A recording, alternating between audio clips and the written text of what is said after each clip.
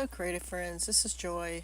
So I have this watercolor block, I guess you'd call it, or pack of paper that I wanted to use for drawings. I did the Inktober drawing a day, and now I'm super motivated to do more drawings, but I want to add color. I just did black and white pen and ink drawings in October for Inktober, and I thought, well, I want to continue this drawing practice, but I really would like to add color. And so I got the idea that I would put some quick watercolor backgrounds on these sheets of watercolor paper so that I would have them ready to go whenever, I decided to do a drawing. And as you saw there, I just slapped on a bunch of watercolor, did some splattering with a darker color blue, and moved on. So the next one is the same thing, just slapped on a bunch of watercolor. I wet the paper first and just did it in different shades of blue to try to get something on the watercolor paper.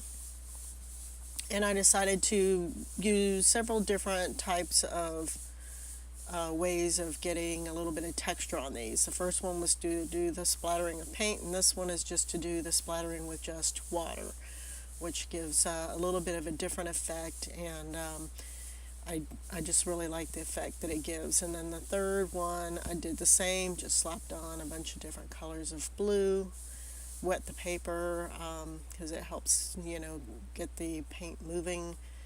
And you'll see here in just a minute on this one, I decided to put on some salt and let, the salt add some texture to the page.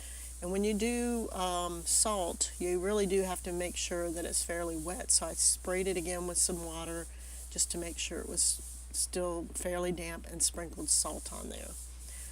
So that was the three that I did in different shades of blue. And I decided to do three more, exactly the same, but this time in different shades of red. So I just wet my paper, which I kept forgetting to do until after I started to put the paint on, and then I realized how dry my paper was, and started to throw on just some red paint in different colors and mixing them on the page. As you see me doing here, and then as a final, just for some texture, I just splattered on some, of the darker red. And then longer, I did spray my watercolor paints with some water to activate them, and the longer that, of course, they sit, the more vibrant that they become. So that the red was pretty vibrant and dark, so I was having to kind of tone it down a little bit, because obviously I don't want these backgrounds so dark that when I go to put a drawing on here that, it's going to interfere with the drawing, or, cause the drawing to be really dark. But, as you can see here with this, it was getting pretty dark. And this one I decided to add some yellow on here, and then again splatter with just some water on this one. And then I did a third one the same way, where I decided to just add some salt. So these are the, quick watercolor backgrounds that I created. I did 3 in blue, shades of blue, 3 in shades of red, and 3 in shades of green.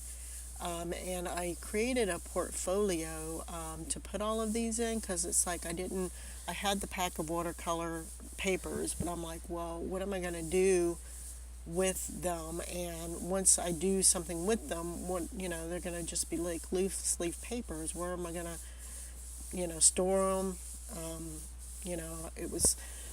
I wasn't sure what I was going to do with them, so I ended up creating a portfolio to put these in, which I will link to that video. If you haven't seen that already, you can watch that. So I have a place to put, these drawings in. Once I completed them, I'll have a, portfolio to house them in.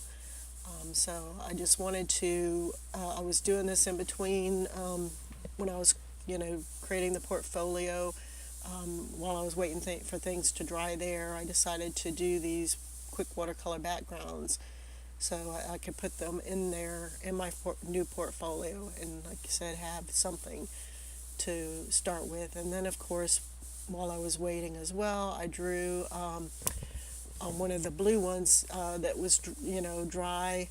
I drew a tiger on there with black ink pen, and then I added some, watercolor colors to it and everything. So you'll see that at the end. I do show pictures of all three of the three blue, the three red, and the three greens at the end, and then you'll see when I show you the three blues that one of them has a tiger drawing on it. So I was so excited about it that I went ahead and, like I said, drew the tiger while I was in between creating the portfolio and waiting for that to dry. So I'm really happy with the way that these turned out. I don't know exactly what I'm going to put on them yet, which, I'll figure that out whenever, I get to it. But pretty much that's the watercolor backgrounds that I've done. I hope you guys liked the video. If you do, you can give me a thumbs up. You can also subscribe to my channel to see more, or you can leave a comment. I'd love to hear from you. Thanks for stopping by. Talk to you later. Bye-bye.